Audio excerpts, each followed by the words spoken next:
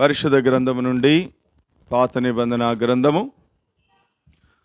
యెషయా గ్రంథము 9వ అధ్యాయము 6వ వచనాన్ని మనమందరము కలిసి చదువుకుందాం. పాత నిబంధనలో పేజీ సంఖ్య 575వ పేజీలో రాయబడిన దేవుని వాక్యాన్ని బైబిల్ కలిగిన వారు, బైబిల్ చదవగలిగిన వారు నాతో కలిసి చదవడానికి ప్రయత్నం చేయండి. యెషయా గ్రంథము 9వ అధ్యాయము 6వ వచనం ఏమని రాయబడి ఉంది అంటే, ఏలయనగా మనకు శిశువు పుట్టెను, మనకు కుమారుడు అనుగ్రహించబడెను, ఆయన భుజం మీద రాజ్యభారముండెను. ఆశ్చర్యకరుడు, ఆలోచనకర్త, బలవంతుడైన దేవుడు, నిత్యుడగు తండ్రి, సమాధానకర్తయగు అధిపతి అని ఆయనకు పేరు పెట్టబడును. చిన్న ప్రార్థన చేసుకుందాం. పరిశుద్ధుడైన తండ్రి, ప్రేమ కలిగిన రక్షకుడా యేసుక్రీస్తు ప్రభువా, మీకు వేలాది వందనాలు, స్తుతి స్తోత్రాలు చెల్లిస్తున్నాము దేవా. తండ్రి, మీరెంతైనా కూడా నమ్మదగిన దేవుడువై ఉండి మా ఎడల మీకు వాత్సల్యత నూతనముగా కలిగినదై, మరి ఉదయం నుంచి ఇప్పటి వరకు మీరిచ్చిన మంచి ఆరోగ్యాన్ని బట్టి మీకు స్తోత్రాలు, వందనాలు చెల్లిస్తూ ఉన్నాం.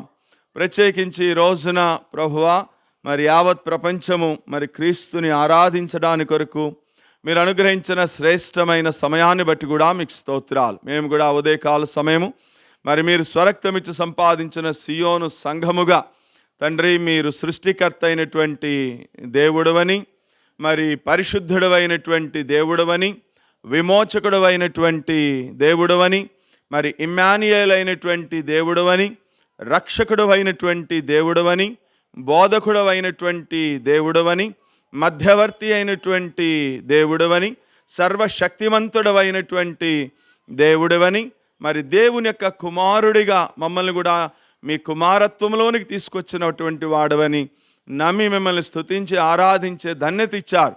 అందుని బట్టి మీకు వందనాలు చెల్లిస్తున్నాం.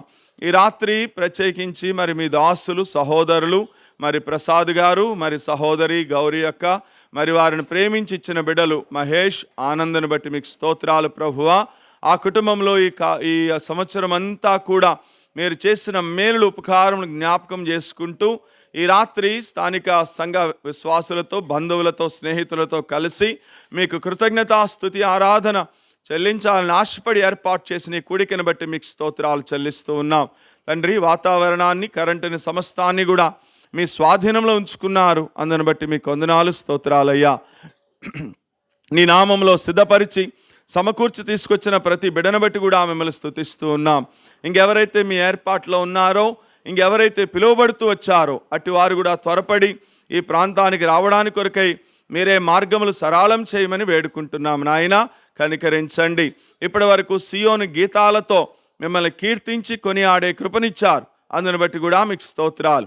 ఈ సమయంలో కొద్ది సమయం మీ వాక్యాన్ని మేము ధ్యానిస్తూ ఉండగా మీరే మాతో మాట్లాడి మహిమ పొందమని యేసుక్రీస్తు ప్రభు నామంలో స్తుతించి ప్రార్థిస్తున్నాము తండ్రి, ఆమెన్.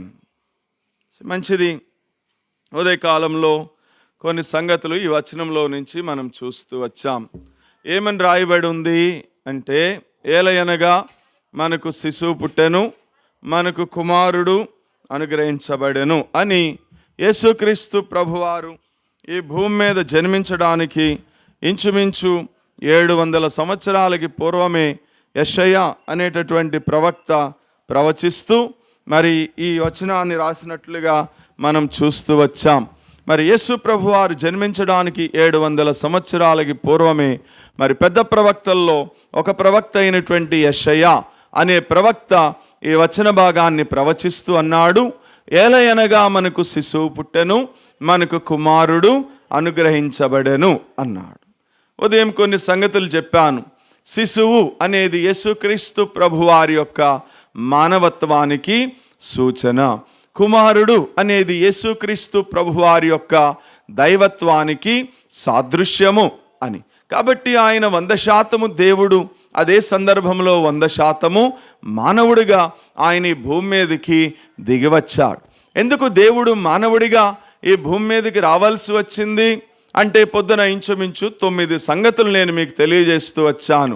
ఆయన సృష్టికర్త అయినటువంటి దేవుడిగా మానవుడిగా భూమి మీదకి దిగివచ్చాడు అని, ఆ తర్వాత ఆయన పరిశుద్ధుడైనటువంటి దేవుడుగా పాపాత్ముడైనటువంటి మానవుని యొక్క పాపములన్నీ కూడా మరి కడిగి పరిశుద్ధపరచడానికి కొరకే ఆయన మానవుడిగా భూమి మీదకి దిగవచ్చాడు అని, ఆయన విమోచకుడైనటువంటి దేవుడుగా బంధించబడినటువంటి మానవుని యొక్క ప్రతి కట్లన్నిటి నుంచి కూడా మానవుణ్ణి విడిపించడానికి కొరకు, విమోచించడానికి కొరకే ఆయన మానవుడిగా ఈ భూమి మీదకి దిగవచ్చాడు అని, ఇమ్మానుయేలు దేవుడిగా అంటే మరి తోడు లేక నీడలేక ఒంటరి జీవితాన్ని జీవిస్తున్నటువంటి మానవునికి సాక్షాత్తు దేవుడే తోడుగా ఉండేదాని కొరకే దేవుడే మానవుడిగా ఈ భూమి మీదకి దిగివచ్చాడు అని, ఆ తర్వాత రక్షకుడైనటువంటి దేవుడుగా మరి లోకము నుండి, పాపము నుండి, శాపము నుండి, మరణము నుండి, నరకము నుండి, ఉగ్రత నుండి, తీర్పు నుండి రక్షణ లేక నశించి నిత్య నరకాగ్ని వైపుగా ప్రయాణమవుతున్నటువంటి మానవుణ్ణి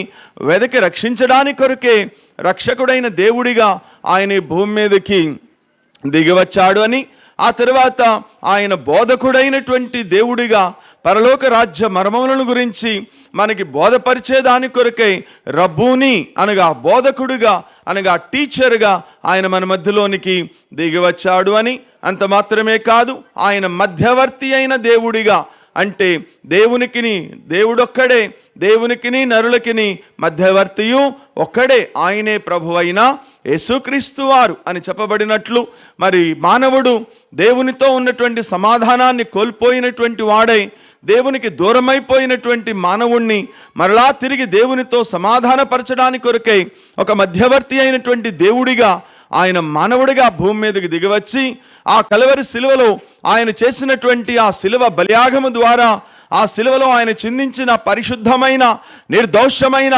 నిష్కలంకమైన, అమూల్యమైనటువంటి రక్తము ద్వారా శిలువ సంధి చేసి ఇప్పుడు ఉభయులని ఏకము చేస్తూ వచ్చినాడని, ఆ తర్వాత ఆయన సర్వశక్తిమంతుడైనటువంటి దేవుడై ఉండి మరి మానవునికి అసాధ్యమైన వాటిని అన్నిటినీ కూడా ఆయన సాధ్యపరిచేదాని కొరకై ఆయన మానవుడిగా ఈ భూమి మీదకి దిగవచ్చినాడని, ఆ తర్వాత ఆయన దేవుని కుమారుడిగా నేను నన్ను కూడా దేవుని కుమారుని యొక్క ప్రత్యక్షతలోనికి తీసుకుని వెళ్ళే దాని కొరకే ఆయన మానవుడిగా భూమి మీదకి దిగివచ్చాడని మరి ఇంచుమించు 9 సంగతులు ఉదయకాలం మనం నేర్చుకుని వాటిని ఆధారం చేసుకుని ప్రభువుని ఆరాధిస్తూ వచ్చాం. ఈ రాత్రి మరొక మాట చదువుతూ వచ్చాం. ఇక్కడ ఇంకా కొన్ని సంగతులు రాయబడి ఉన్నాయి. ఎవరి దేవుడు, ఎందుకు వచ్చాడు మానవుడిగా ఈ భూమి మీదకి అంటే ఇక్కడ అన్నాడు యెషయా, ఏలయనగా మనకు శిశువు పుట్టెను, మనకు కుమారుడు అనుగ్రహించబడెను, ఆయన భుజం మీద రాజ్యభారం ఉండెను, ఆశ్చర్యకరుడు, ఆలోచనకర్త, బలవంతుడైన దేవుడు, నిత్యుడగు తండ్రి, సమాధానకర్తయగు అధిపతి అని ఆయనకు పేరు పెట్టబడును అన్నాడు. కాబట్టి ఏంటి క్రిస్మస్ అంటే? క్రిస్మస్ అంటే ఉదయం చెప్పాను, సాక్షాత్తు నేను నన్ను సృష్టించిన సృష్టికర్త అయినటువంటి దేవుడు మానవుని అంతరంగంలో ఉన్నటువంటి ప్రతి అవయవాన్ని కూడా నిర్మించినటువంటి నిర్మాణకుడైనటువంటి దేవుడు మానవుని నాసికారంధ్రంలో జీవవాయువును ఊది మానవుడికి జీవాన్ని ప్రసాదించినటువంటి జీవాధిపతి సజీవుడైనటువంటి దేవుడే మానవుడిగా భూమి మీదకి దిగి వచ్చినటువంటి రోజే క్రిస్మస్. ఎందుకు దేవుడు మానవుడయ్యాడు అంటే ఈ రాత్రి మరొక 5 సంగతులు ఉన్నాయి అక్కడ. ఎవరైనా అంటే ఆశ్చర్యకరుడు. ఉదయం మరొక 7 సంగతులు చెప్పాను 2వ వర్తమానంలో. ఎందుకు ఈయన ఆశ్చర్యకరుడు అని పిలువబడుతూ వచ్చాడు అంటే 1 ఆయన పుట్టుక ఆశ్చర్యం, 2 ఆయన దయగలిగినటువంటి మాటలు ఆశ్చర్యం, 3 ఆయన బోధ ఆశ్చర్యం, 4 ఆయన జరిగించిన కార్యాలు ఆశ్చర్యం, 5 ఆయన యొక్క మహిమ ఆశ్చర్యం, మహత్యము ఆశ్చర్యము, 6 ఆయన యొక్క మరణము ఆశ్చర్యము, 7 ఆయన యొక్క పునరుత్థానము ఆశ్చర్యం. 7 ఆశ్చర్యకరమైనటువంటి సంగతులు ఆయన జీవితంలో జరుగుతూ వచ్చినాయి. కాబట్టే ఆయన పేరే ఏం పేరు అంటే ఆశ్చర్యకరుడు. ఆ ఆశ్చర్యకరుడైనటువంటి దేవుణ్ణి నీ దేవుడిగా, నీ రక్షకుడిగా నీ హృదయంలోనికి ఆహ్వానిస్తే ఆయన ఖచ్చితంగా నీ జీవితంలో కూడా ఆశ్చర్య కార్యాలు చేయడానికి సమర్థుడు, శక్తివంతుడు అని చూసాం. ఇక 2వది ఏం పేరట? ఆయన పేరు ఆలోచనకర్త అంటే గాడ్ ఆఫ్ కౌన్సిలర్, ఆలోచనకర్త. సరే, ఏంటి క్రిస్మస్ అంటే? అంటే ఆలోచనకర్త అయినటువంటి దేవుడే మానవుడిగా భూమి మీదకి దిగి వచ్చినటువంటి రోజే క్రిస్మస్. ఎందుకు రావాలి?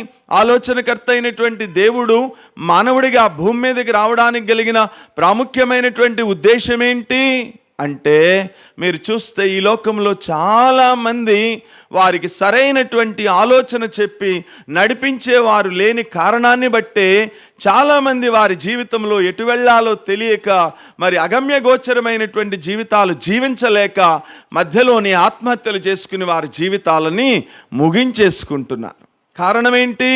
వారికి ఆలోచన చెప్పి నడిపించేటటువంటి ఆలోచనకర్తలు లేరు. అందుకనే మీరు చూస్తే ఇప్పుడు ప్రైవేట్ కాలేజెస్, చైతన్య, నారాయణ కాలేజెస్లో మరి మ్యాథ్స్, ఫిజిక్స్, కెమిస్ట్రీ బోధించే లెక్చరర్స్తో పాటు ఎవరిని కూడా పెడుతున్నారో తెలుసా?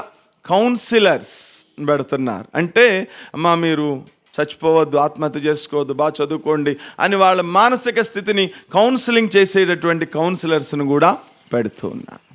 కాబట్టి ఈ లోకంలో ఒక మంచి ఆలోచన చెప్పి నడిపించే ఆలోచనకర్త ఎవరు కూడా లేరు. కాబట్టి ఇప్పుడు యేసు ప్రభువారు మానవుడికి ఎందుకు వచ్చాడు ఈ భూమి మీదకి అంటే అక్కడ రాయబడి ఉంది, ఆయన పేరే ఏం పేరట? ఆలోచనకర్త.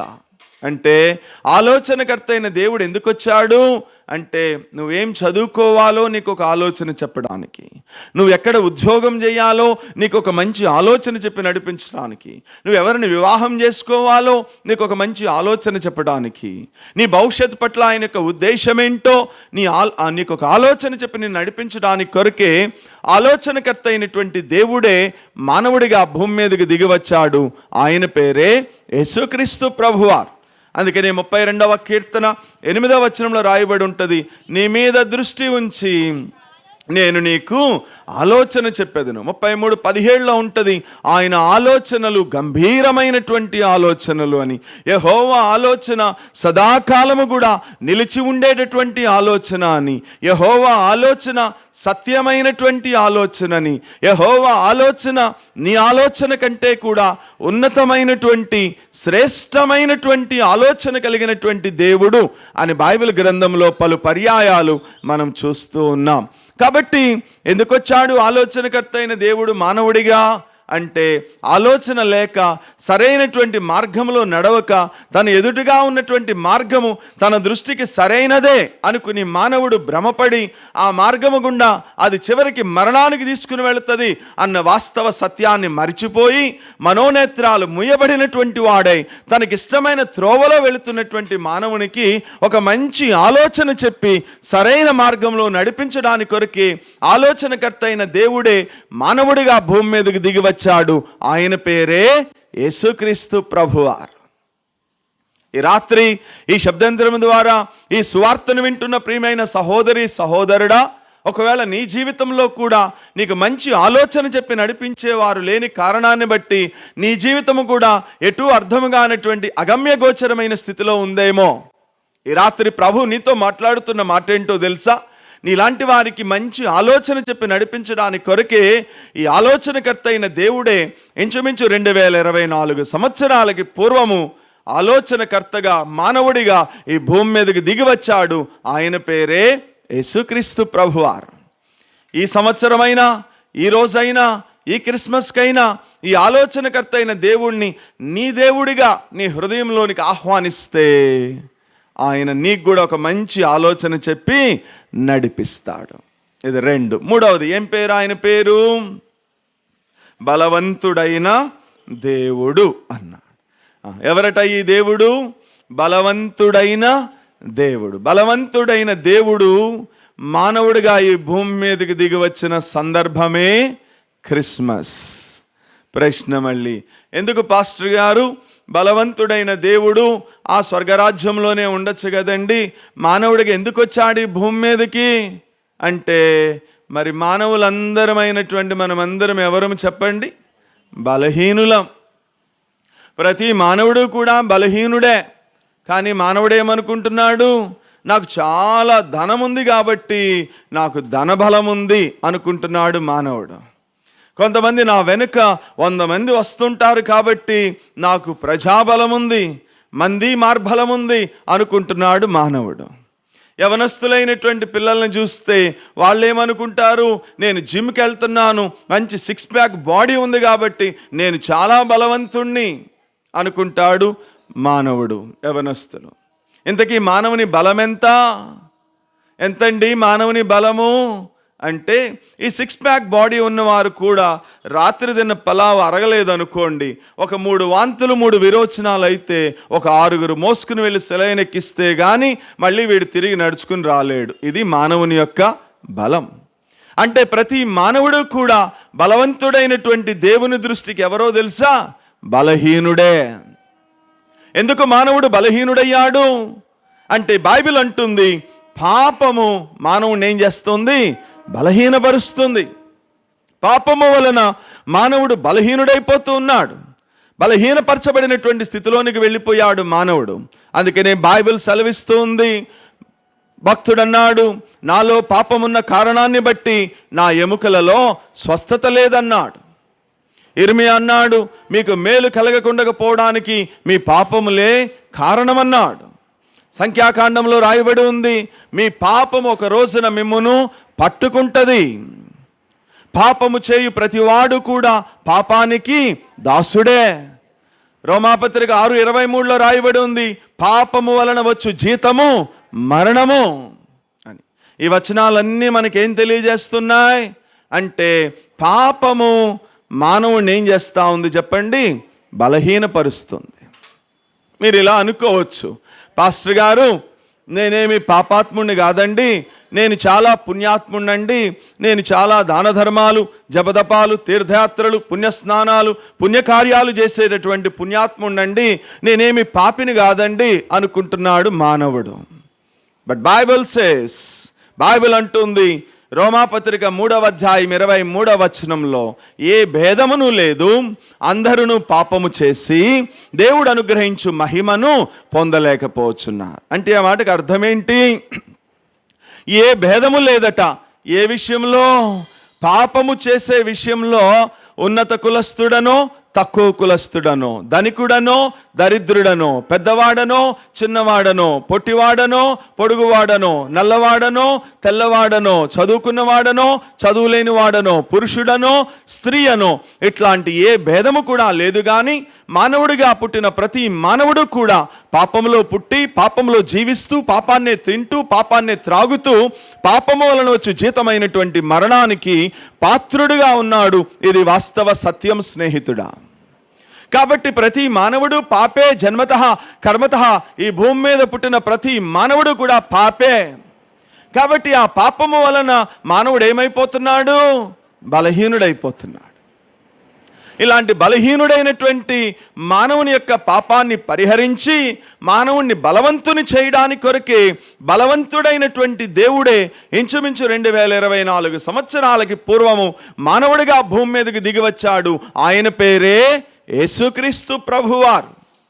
అందుకు ఆయన పుట్టడానికి ఇంచుమించు 700 సంవత్సరాలకి పూర్వమే యెషయా అనే ప్రవక్త ప్రవచిస్తూ అన్నాడు, he is the mighty God. ఆయన బలవంతుడైన దేవుడు. ఈ రాత్రి సహోదరి సహోదరుడా, ఈ శబ్దంతరం ద్వారా దేవుని వాక్యాన్ని వింటున్న ప్రియమైన స్నేహితులారా, నీవు కూడా బలహీనుడివే. పాపము నిన్ను బలహీనపరుస్తోంది. ఈరోజైనా సరే పాపములను క్షమించేటటువంటి యేసుక్రీస్తు ప్రభువారి దగ్గర గనుక నీ వస్తే, బైబిల్ అంటుంది 86వ కీర్తన 5వ వచనంలో, ఆయన పాపములను క్షమించడానికి సిద్ధ మనసు కలిగినటువంటి దేవుడు అని రాయబడి ఉంది. 25వ కీర్తన 11వ వచనంలో, ఆయన తన నామమును బట్టి మన పాపములను క్షమించును అని రాయబడి ఉంది. 130వ కీర్తన 4వ వచనంలో, ఆయనను యెహోవా యొద్ద మన పాపములకు క్షమాపణ దొరుకును అని రాయబడి ఉంది. మీకా గ్రంథం 7వ అధ్యాయం చివరి వచనాల్లో, మన పాపములను క్షమించుటలో ఆయనతో సముడైనటువంటి వాడు మరొకడి భూమి మీద లేడని రాయబడి ఉంది. మార్కు సువార్త 2వ అధ్యాయం 10వ వచనంలో, మానవుని యొక్క పాపములను భూమి మీద క్షమించడానికి యేసుక్రీస్తు ప్రభువారికి ఒక్కరికే అధికారం ఇయ్యబడింది అని రాయబడి ఉంది. యోహాను రాసిన మొదటి పత్రిక 1వ అధ్యాయం 9వ వచనంలో మన పాపములను మనము ఒప్పుకొనిన ఎడల ఆయన అనగా ప్రభు అయిన యేసుక్రీస్తు వారు నమ్మదగినటువంటి దేవుడు, నీతిమంతుడైన దేవుడు గనుక ఆయన మన పాపములను క్షమించి సమస్త దుర్నీతి నుండి కూడా మనల్ని కడిగి పవిత్రులుగా చేయును అని రాయి. ఈ వచనాలన్నీ మనకేం తెలియజేస్తున్నాయి అంటే, పాపాత్ముడైనటువంటి మానవుడు, పాపరహితుడు, పరిశుద్ధుడైన యేసు ప్రభు వారి పాదాల దగ్గరకు వచ్చి వారి యొక్క జన్మ కర్మ పాపములన్నీ కూడా ప్రభు దగ్గర ఒప్పుకుని విడిచిపెడితే ఆయన రక్తము మన ప్రతి పాపాన్ని కడిగి పరిశుద్ధపరుస్తుంది. అప్పుడు బలవంతుడైనటువంటి దేవుడు నిన్ను బలపరుస్తాడు అని చెప్తున్నాడు. కాబట్టి రాత్రి ఈ శబ్దాంతరం ద్వారా ఈ సువార్త వాక్యాన్ని వింటున్న ప్రియమైన స్నేహితులారా, ఈ రోజైనా సరే, ఈ సంవత్సరమైనా సరే, ఈ క్రిస్మస్కైనా సరే, ప్రభు నీకు ఇస్తున్న క్రిస్మస్ సందేశం ఏంటో తెలుసా? ఈ క్రిస్మస్కైనా సరే ఈ బలవంతుడైనటువంటి దేవుణ్ణి నీ దేవుడుగా నీ హృదయంలోనికి ఆహ్వానిస్తే, ఆయన నీ హృదయంలో జన్మించడానికి స్థలం ఇస్తే, నీ ప్రతి బలహీనత నుంచి కూడా ఈయన నిన్ను విడిపించి బలపరచడానికి సమర్థుడు, శక్తిమంతుడు. అంత మాత్రమే కాదు, నీ ప్రతి జన్మ కర్మ పాపములన్నిటి నుంచి కూడా ఆయన నిన్ను క్షమించి పరిశుద్ధపరచడానికి కొరకే ఈ దేవుడు సిద్ధ మనసు కలిగినటువంటి దేవుడు. ఇది 3. 4వ మాట ఏమని రాయబడి ఉంది? నిత్యుడగు తండ్రి. He is the everlasting father. ఎవరట ఈయన? నిత్యుడగు తండ్రి. మరి మానవుడెవరు? ఇంతలో కనపడి అంతలో మాయమైపోయే ఆవిరి లాంటి వాడు మానవుడు, రాలిపోయే పువ్వు లాంటి వాడు మానవుడు, వాడిపోయే గడ్డి లాంటి వాడు మానవుడు, చేద నుండి జారే నీటి బిందువు లాంటి వాడు మానవుడు, సాగిపోయే నీడ లాంటి వాడు మానవుడు, ఓటి కుండ లాంటి వాడు మానవుడు, త్రాసు మీద ధూళి లాంటి వాడు మానవుడు. మరి దేవుడెవరు? నిత్యుడు. He is the everlasting Father.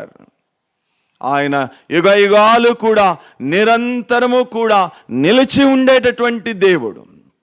ఆయన యుగానికి యుగానికి మారిపోయేవాడు కాదు, కానీ యుగ యుగాలకి కూడా మార్పు లేని, మరి నిన్న నేడు నిరంతరము కూడా ఒకే రీతిగా ఉన్నటువంటి నిత్యుడైనటువంటి తండ్రి. ఆయన వాక్యము కూడా నిత్యము నిలిచేది ఆకాశమందు.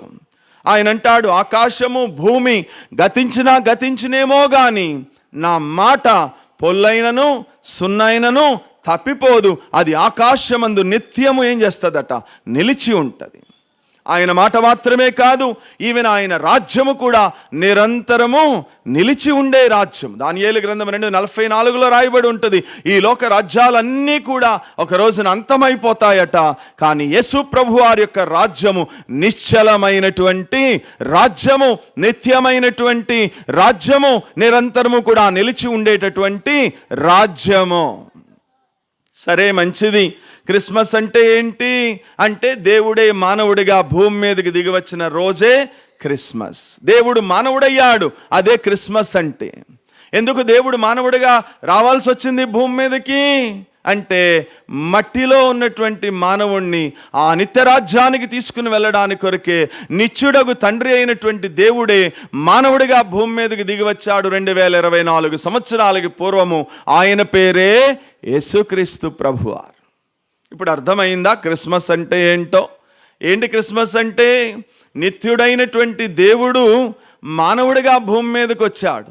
ఎందుకు వచ్చాడు అంటే, మట్టి లాంటి మానవులమైనటువంటి మనము మరలా తిరిగి మట్టిలో కలిసిపోకుండా ఆ నిత్యత్వంలోనికి, ఆ నిత్యరాజ్యంలోనికి తీసుకుని వెళ్ళే దాని కొరకై నిత్యుడగు తండ్రి అయిన దేవుడే మానవుడిగా భూమి మీదకి దిగివచ్చి కలవరి శిలువలో ఆయన చేసిన త్యాగపూరితమైన బలియాగము ద్వారా, ఆయన చిందించిన పరిశుద్ధమైన, నిర్దోషమైన, నిష్కలంకమైన, అమూల్యమైనటువంటి రక్తము ద్వారా మన ప్రతి జన్మ కర్మ పాపములన్నిటి నుంచి కూడా మనల్ని కడిగి పరిశుద్ధపరిచి, ఆయన యందు ఎవరైతే విశ్వాసం ఉంచుతూ వచ్చారో వారి జన్మ కర్మ పాపములన్నీ కూడా ఆయన రక్తంలో ఎవరైతే కడగబడినటువంటి అనుభవంలోనికి వచ్చారో అట్టి వారిని ఈ లోకయాత్ర ముగించిన తరువాత ఆయన ఉండేటటువంటి ఆ నిత్యరాజ్యము, ఆ స్వర్గరాజ్యము, ఆ మోక్షరాజ్యము, ఆ పరలోక రాజ్యంలోనికి తీసుకుని వెళ్ళడానికి కొరకే నిత్యుడైన దేవుడే మానవుడిగా భూమి మీదకి దిగి వచ్చాడు. ఆయన పేరే యేసుక్రీస్తు ప్రభువారు. ఈ రాత్రి ఇక్కడ కూర్చుని దేవుని వాక్యాన్ని వింటున్న ప్రియమైన సహోదరి సహోదరుడా, ఈ శబ్దాంతరము ద్వారా దేవుని వాక్యాన్ని వింటున్న ప్రియమైనటువంటి స్నేహితుడా, ఇంకెంతకాలం ఈ లోకంలో జీవిస్తామో తెలియనటువంటి స్థితిలో మనం ఉన్నాం. మానవుడికి ఈ లోకము శాశ్వతమైనటువంటిది కానే కాదు. లోకంలో ఒక సామెత చెప్తారు, పుట్టిన ప్రతి మానవుడు కూడా గిట్టక తప్పదు. బైబిల్ అంటుంది, మరణం చూడక బ్రతుకు నరుడు ఎవరు కూడా లేనే లేరు. ఒక రోజున ఈ లోకయాత్ర మనం ముగించాల్సిందే, ఒక రోజున మనం చనిపోవాల్సిందే. మరి ఆ తర్వాత ఎక్కడికి వెళ్తావు? కాబట్టి ఎందుకు వచ్చాడు దేవుడు మానవుడిగా అంటే, ఇదిగో నీవు చనిపోయిన తరువాత నిన్ను ఆయన ఉండేటటువంటి ఆ స్వర్గరాజ్యము, మోక్షరాజ్యము, నిత్యరాజ్యంలో నీకు తీసుకుని వెళ్ళడానికి కొరకే నిత్యుడైన దేవుడే మానవుడిగా వచ్చాడు. ఎవరైతే ఈ భూమి మీద ఉన్నప్పుడు ఆ యేసుక్రీస్తు ప్రభువారిని వారి సొంత రక్షకుడిగా అంగీకరిస్తారో, ఎవరైతే వారి హృదయంలో యేసుక్రీస్తు ప్రభువారికి చోటిస్తారో, అట్టి వారినట ఈ లోకయాత్ర ముగిస్తే ఆయన తన రాజ్యానికి తీసుకువెళతాడు. ఇది 4. రండి ఆఖరిగా 5వ చెప్పి నేను ముగించేస్తాను. ఎవరి దేవుడు? He is the prince of peace, సమాధానకర్తయగు అధిపతి. మళ్ళీ క్రిస్మస్ అంటే ఏంటి? దేవుడే మానవుడిగా భూమి మీదకి దిగి వచ్చిన రోజే క్రిస్మస్. ఎందుకు వచ్చాడు దేవుడు మానవుడిగా భూమి మీదకి అంటే, ఇక్కడ 5వ మాట చెప్తూ ఉన్నారు. ఇక్కడ యెషయా, ఆయన పుట్టడానికి ఇంచుమించు 750 సంవత్సరాలకి పూర్వమే యెషయా అనే ప్రవక్త ప్రవచిస్తూ చెప్తూ ఉన్నాడు, he is the prince of peace, సమాధానకర్తయగు అధిపతి. ఎందుకు వచ్చాడట? సమాధానకర్త అయిన దేవుడు మానవుడిగా భూమి మీదకి ఎందుకు వచ్చాడు అంటే, మానవుడు దేవునితో ఉన్న సమాధానాన్ని ఏం చేసుకున్నాడు? పోగొట్టుకున్నాడు. దేవునితో సమాధానం ఎందుకు పోగొట్టుకున్నాడు అంటే, ఒకటే, దేవుని మాటని మానవుడు ఏం చేయలేదు, వినట్లేదు. మానవుణ్ణి దేవుడు నిర్మించి దేవుడు తనతో మాట్లాడుతూ ఉంటే ఎన్నోసార్లు దేవుని యొక్క మాటను వినుకోకుండా ధిక్కరించి దేవుని ఆజ్ఞను అతిక్రమించి పాపము చేస్తూ వచ్చిన కారణాన్ని బట్టి మానవుడు దేవునికి దూరం అయిపోతూ వచ్చాడు. దేవునితో ఉన్నటువంటి సమాధానాన్ని పోగొట్టుకుంటూ వచ్చాడు మానవుడు. ఇప్పుడు అందుకనే మీరు చూడండి, కావాలి అంటే ఈ లోకంలో ఎంత ఉన్నతమైనటువంటి చదువులు చదివినా, ఎంత ఉన్నతమైనటువంటి పదవుల్లో ఉన్నా, ఎంత ఉన్నతమైనటువంటి ఉద్యోగాలు చేస్తున్నా కూడా వారి హృదయాల్లో నెమ్మది లేక, శాంతి లేక, సమాధానం లేక కొట్టుమిట్టాడుతూ ఉన్నాడు మానవుడు. ఎంత సంపాదించినప్పటికీ కూడా మానవుని జీవితంలో నెమ్మది, శాంతి, సమాధానం అనేది మానవుడు పొందలేకపోతున్నాడు. కారణం ఏంటి అంటే, మానవుడు తను సృష్టించిన సృష్టికర్త అయినటువంటి దేవుని మాట మానవుడు ఏం చేయట్లేదు తెలుసా? వినట్లా. అందుకనే ఇర్మియా గ్రంథంలో దేవుడు అంటాడు, దేశమా దేశమా దేశమా, నిన్ను సృష్టించిన నీ సృష్టికర్త అయినటువంటి దేవుని మాట నువ్వు విను అన్నాడు. చూసావా ఎందుకు ఈ దేశం ఎంత దౌర్భాగ్యకరమైన దేశముగా ఉంది? 256 దేశాలు ప్రపంచంలో ఉంటే మనం ఉండే ఈ పిచ్చి భారతదేశం ఒక దౌర్భాగ్యకరమైన స్థితిలో ఉంది. చూడండి, మన దేశంలో ఉన్నంత ఖనిజ సంపద, మన దేశంలో ఉన్నంత మంది మంచి మంచి శాస్త్రవేత్తలు, ఇంజనీర్లు, మరి విద్యాబుద్ధులు కలిగిన వాళ్ళు ఇంక ఏ దేశంలో కూడా లేనే లేరు. మీరు ఏ దేశంకి వెళ్ళినా కూడా మన దేశానికి చెందినటువంటి సైంటిస్టులు అక్కడ ఉంటారు, ఇంజనీర్స్ అక్కడ ఉంటారు, మంచి విద్యావేత్తలు అక్కడ ఉన్నారు. కానీ ఇంత ఖనిజ సంపద ఉంది మన దగ్గర కాబట్టి ఆ రోజున వాడు వచ్చి దోచుకుపోవడానికి ప్రయత్నం చేశాడు. ఎన్నో వనరులు ఉన్నాయి మన దేశంలో, కానీ ఎందుకు మన దేశం ఇంకా ఈ దరిద్రపు దేశంలాగా ఉంది? ఇంకా మన కళ్ళ ముందే ఇంకా చాలామంది నిరుపేదలైనటువంటి ఆ రోడ్డు మీద ఎందుకుంటున్నారు? చాలని బ్రతుకులు ఎందుకు అంటే, ఒకటే, ఒక మాట చెప్పనా, ఏ దేశమైతే తనను సృష్టించిన సృష్టికర్త అయినటువంటి దేవుని మాట వినకుండా దేవుని మాటను ధిక్కరిస్తుందో ఆ దేశము ఎప్పుడు కూడా నెమ్మది, శాంతి, సమాధానములతో ఉండదు. మరి మిగతా దేశాలు ఎందుకున్నాయి? ఒక సంపన్నమైనటువంటి దేశాలుగా పిలువబడుతున్నటువంటి దేశాల చరిత్ర కనుక మీరు చూస్తే, తను సృష్టించిన సృష్టికర్త అయినటువంటి దేవుని మాట వింటున్నాయి ఆ దేశాలు. కాబట్టి మానవుడు కూడా తన దేవునితో ఉన్న సమాధానము పోగొట్టుకుంటానికి కలిగిన కారణం ఏంటి అంటే, మానవుడు దేవుని మాటను ఏం చేయట్లేదు, వినట్లేదు. వినని కారణాన్ని బట్టి ఆ సమాధానం పోగొట్టుకున్నాడు. అందుకని ఇప్పుడు తన జీవితంలో ఎన్ని సంపాదించినా కూడా నెమ్మది లేదు, శాంతి లేదు, సమాధానం లేదు, సంతోషం అనేది అంతకంటే లేనే లేదు. ఇలా నెమ్మది లేక సమాధానం లేక కొట్టుమిట్టాడుతున్న మానవునికి సమాధానం ఇవ్వడానికి కొరకే సమాధానకర్తయగు అధిపతి అయిన దేవుడే ఇంచుమించు 2024 సంవత్సరాలకి పూర్వము మానవుడిగా భూమి మీదకి దిగివచ్చాడు. ఆయన పేరే యేసుక్రీస్తు ప్రభువారు. అర్థమైందా? ఆయన పుట్టడానికి ఇంచుమించు 750 సంవత్సరాలకి పూర్వం యెషయా ప్రవక్త ప్రవచిస్తూ అన్నాడు, he is the prince of peace, సమాధానకర్తయగు అధిపతి.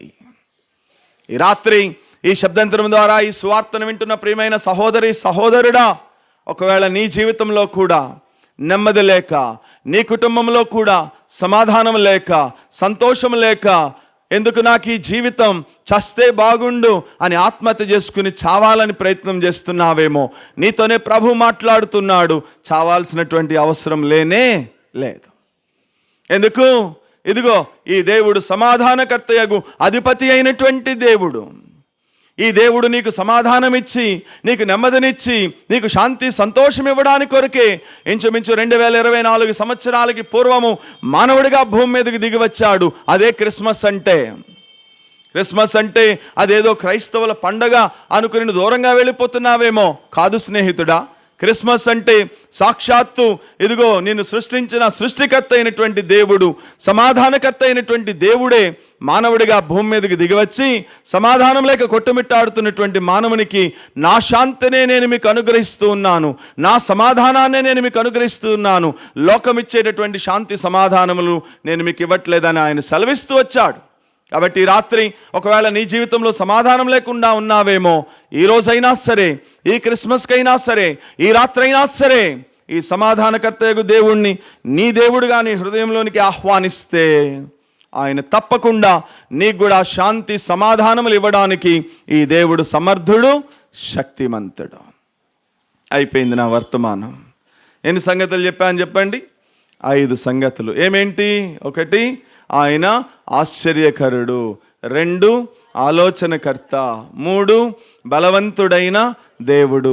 4, నిత్యుడగు తండ్రి. 5, సమాధానకర్తయగు అధిపతి. ఎందుకు వచ్చాడు దేవుడు మానవుడిగా ఈ భూమి మీదకి అంటే, ఇదిగో నీ జీవితంలో ఆశ్చర్యకరమైనటువంటి కార్యాలు జరిగించడానికి కొరకే ఆశ్చర్యకరుడైనటువంటి దేవుడే మానవుడిగా ఈ భూమి మీదకి దిగి వచ్చాడు. అందుకని ఆయన పేరే ఆశ్చర్యకరుడు. ఆ తర్వాత ఆ ఆలోచన లేక కొట్టుమిట్టాడుతున్నటువంటి మానవునికి ఆలోచన చెప్పి నడిపించడానికి కొరకే ఆలోచనకర్త అయినటువంటి దేవుడే మానవుడిగా భూమి మీదకి దిగి వచ్చాడు. కాబట్టి ఆయన పేరే ఆలోచనకర్త అయినటువంటి దేవుడు. బలహీనుడైనటువంటి, పాపము వలన బలహీనుడైనటువంటి మానవుణ్ణి బలపరచడానికి కొరకే బలవంతుడైనటువంటి దేవుడిగా ఆయన ఈ భూమి మీదకి దిగి వచ్చాడు. అందుకని ఆయన పేరే బలవంతుడైనటువంటి దేవుడు.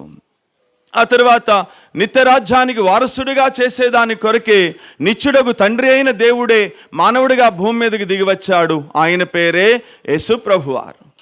హృదయంలో నెమ్మది లేక, శాంతి లేక, సమాధానం లేక కొట్టుమిట్టాడుతున్నటువంటి మానవుడికి శాంతి సమాధానం ఇవ్వడానికి కొరకే సమాధానకర్తగా అధిపతి అయినటువంటి దేవుడే మానవుడిగా భూమి మీదకి దిగి వచ్చాడు. ఆయన పేరే యేసుక్రీస్తు ప్రభువారు. ఆ దేవుడిని నీ దేవుడుగాను అంగీకరిస్తే ఆయన తప్పకుండా నీ హృదయంలో ఈ 5 కార్యాలు చేయడానికి ఈ దేవుడు సమర్థుడు, శక్తిమంతుడైన దేవుడు. ఒక 5 నిమిషాలు కూర్చోండి. నేను ముగింపు మాట చెప్పి ముగించేస్తానే. ఒక 5 నిమిషాల్లో నేను ముగించేస్తాను. మన మధ్యలోనికి సహోదరులు వచ్చారు కాబట్టి నేను ముగించేస్తాను. ఒక 5 నిమిషాలు జాగ్రత్తగా వినండి ముగింపు మాట. ఆ రోజున 9 నెలలు నిండినటువంటి నిండు గర్భిణి, నిండు చూలాలైనటువంటి మరియా బెత్లెహేమ్ అనేటటువంటి గ్రామంలో ప్రతి గడప గడప గడప గడప గడప గడప తడుతూ వచ్చింది. ఎందుకు? ఏమండి, నాకు నెలలు నిండినాయండి, నేను నిండు చూలాలనండి, నాకు నొప్పులు వస్తున్నాయండి, ప్లీజ్ అండి కొంచెం తలుపు తీయండి, లోకరక్షకుడికి నేను జన్మనివ్వాలండి, తలుపు తీయండి అని ప్రతి తలుపు, ప్రతి గడప కూడా తడుతూ వచ్చింది. కానీ ఈ పాపిష్టి లోకము, ఈ దుర్మార్గపు లోకము ఒక్కరంటే ఒక్కరు కూడా ఆమెకు తలుపు తీసినటువంటి వారు లేనే లేరు. కానీ మళ్ళీ ఇప్పుడు ఏమని పాటలు పాడుతున్నారు చెప్పండి వీళ్ళు? బెత్లెహేములో సందడట, పశువుల పాకలో సందడట. మరి వీళ్ళు ఎప్పుడు చూశారో ఆ సందడి? నాకు అర్థం కాలేదు. ఆమె చూడని సందడి వీళ్ళు ఎప్పుడు చూశారో? ఏ బెత్లెహేములో అయితే సందడని నువ్వు పాడావో, అదే బెత్లెహేములో ఒక నిండు గర్భిణి, నిండు చూలాలు, నవమాసాలు నిండినటువంటి గర్భిణి, నేను లోకరక్షకుడికి జన్మనివ్వాలి, కొంచెం స్థలం ఇవ్వండి ప్లీజ్, కొంచెం స్థలం ఇవ్వండి ప్లీజ్ అని తను ప్రతి గడప గడప తడితే ఒక్కడంటే ఒక్కడు కూడా ఆమెకి స్థలం ఇచ్చిన వాడు లేనే లేడు. అప్పుడు ఎక్కడ జన్మనిచ్చింది? పశువుల పాకలో జన్మనిచ్చింది. పశువుల పాకలో శుభ్రంగా ఉంటుందా? పశువుల పాకలో మరుగు ఉంటుందా? లేదు. మాకంటే ఎక్కువ స్త్రీలైనటువంటి మీకే బాగా తెలుసు. ఒక మరుగు లేనటువంటి స్థలంలో ఒక స్త్రీ ఒక బిడ్డకి జన్మనివ్వాలి అంటే ఎంత అవమానము, ఎంత సిగ్గుపడుతూ ఉంటుందో మాకంటే ఎక్కువ మీకే తెలుసు. అలాంటి పరిస్థితుల్లో ఆ పశువుల పాకలో ఆ చలి రాత్రిలో మరి ఒక లోకరక్షకుడికి ఆమె జన్మనిస్తూ వచ్చింది. ఎంత బాధాకరమైనటువంటి సంగతి స్నేహితుడా. ఆ రోజున యేసుక్రీస్తు ప్రభువారు పుట్టినప్పుడు ఈ లోకము ఆయనకి స్థలం ఇచ్చింది కానే కాదు. ఆ తర్వాత ఆయన 33.5 సంవత్సరాలు ఆయన ఈ భూమి మీద జీవిస్తే ఆయన ఒక మాట అన్నాడు, నక్కలకి బొరియలున్నాయి, ఆకాశ పక్షులకి గూళ్ళున్నాయి, కానీ మనుష్య కుమారుడు తలవాల్చడానికి కూడా కొంచెం స్థలము కూడా లేనే లేదన్నాడు. అంటే ఆయన పుట్టినప్పుడు ఈ లోకం స్థలం ఇవ్వలా, 33.5 సంవత్సరాలు ఆయన భూమి మీద జీవిస్తే కూడా ఈ లోకం స్థలం ఇవ్వలా. ఆ తర్వాత యోహాను సువార్త 7వ అధ్యాయం ఆఖరి వచనము, యోహాను సువార్త 8వ అధ్యాయం 1వ వచనంలో రాయబడి ఉంది, అంతటా ఎవరి ఇంటికి వారు వెళ్ళను, యేసు ఒలీవల కొండకు వెళ్ళను. ఎందుకు వెళ్ళాడు యేసు ఒలీవల కొండకి? ఎవరికి వాళ్ళే ప్రార్థన అయిపోయింది. యేసు ప్రభు వారి దగ్గరికి వచ్చి ప్రార్థన చేయించుకున్నారు. ఆయన ఇచ్చినటువంటి రొట్టెలను ఆశీర్వదించబడిన చేపలు తిని వెళ్ళిపోయారే తప్ప, అంతటి ఎవరింటికి వారు వెళ్ళిపోయారే తప్ప యేసు ప్రభు వారి దగ్గరికి వచ్చి, యేసు ప్రభువా నువ్వు ప్రార్థన చేస్తే నేను స్వస్థపరచబడ్డానయ్యా, నువ్వు పెట్టిన రొట్టెలు తినే నేను బ్రతికానయ్యా, ఈ రాత్రి మా ఇంటికి రా ప్రభువా, ఈ చీకట్లో ఎక్కడికి వెళతావు, ఆ కొండకి వెళ్ళి ఏం చేస్తావు చలిలో, ఈ రాత్రికి మా ఇంటికి రా ప్రభువా, మా ఇంట్లో ఉండయ్యా, మా కొరకు ప్రార్థన చేయయ్యా అని అడుగుతారేమనంటే ఒక్కడు అడిగినోడు లేనే లేదు. అందుకని అక్కడ రాయబడింది 7వ అధ్యాయం ఆఖరి వచనం, అంతటా ఎవరి ఇంటికి వారు వెళ్ళిరి, యేసు ఒలీవల కొండకు వెళ్ళాడు. ముగింపు మాట చెప్పనా, ఈ 3 సందర్భాలు మనకేం తెలియజేస్తున్నాయి తెలుసా? యేసు ప్రభు వారు పుట్టినప్పుడు ఈ లోకము స్థలం ఇవ్వలేదు, ఆయన జీవించినప్పుడు కూడా స్థలం లేనే లేదు, ఈవెన్ ఆయన చనిపోయినప్పుడు కూడా ఆయన పార్థివ దేహాన్ని పెట్టడానికి ఆయనకంటూ స్థలం లేనే లేదు. ఎవరో ధనవంతుడైనటువంటి అరిమతయి యోసేపు అని అతని యొక్క సమాధిలో అతను పెట్టవలసిన పరిస్థితి. ఒక మాట చెప్పనా, ఇప్పటికి 2024 సంవత్సరాలు అవుతుంది. అయినా బాధాకరమైన సంగతి ఏంటి అంటే ఇప్పటికీ మానవుడు ఆ యేసు ప్రభు వారికి తన హృదయంలో చోటు ఇవ్వట్లా. ఇప్పటికీ యేసు ప్రభు వారట హృదయం అనే తలుపు దగ్గర నుండి తట్టుతూ ఉన్నాడని ప్రకటన గ్రంథం 3వ అధ్యాయం 20వ వచనంలో రాయబడింది.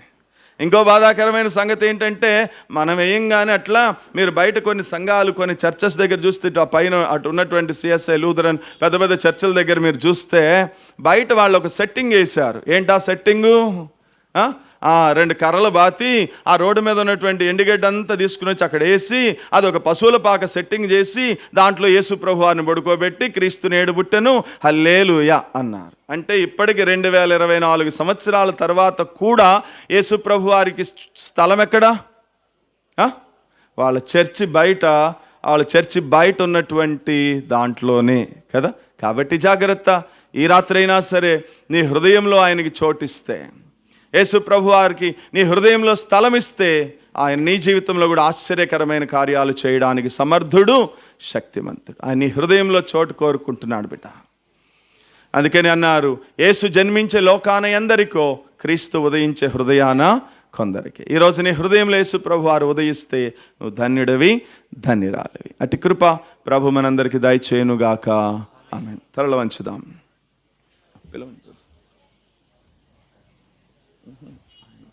ఏదో చెప్తున్నాను నేను, రాను ఆయన రమ్మని.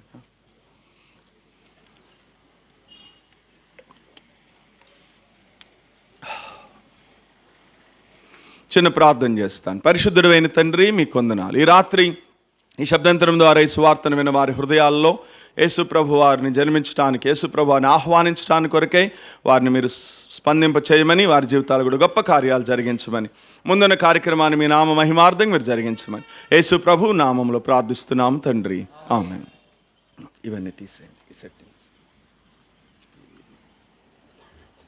అంటే ఈ మైక్, ఈ స్టాండ్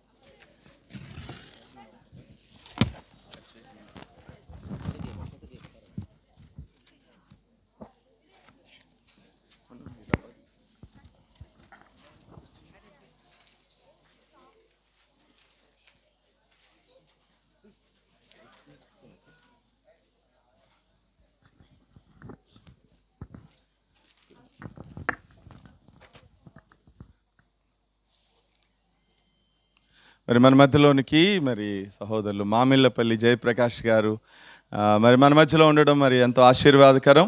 వారు మనల్ని ప్రేమించి ఈ రాత్రి ఇక్కడ ఏర్పాటు చేసినటువంటి క్రిస్మస్ కూడికలో వారు క్రిస్మస్ శుభాలు మనకు తెలియజేయడానికి కొరకు మరి చాలా బిజీ షెడ్యూల్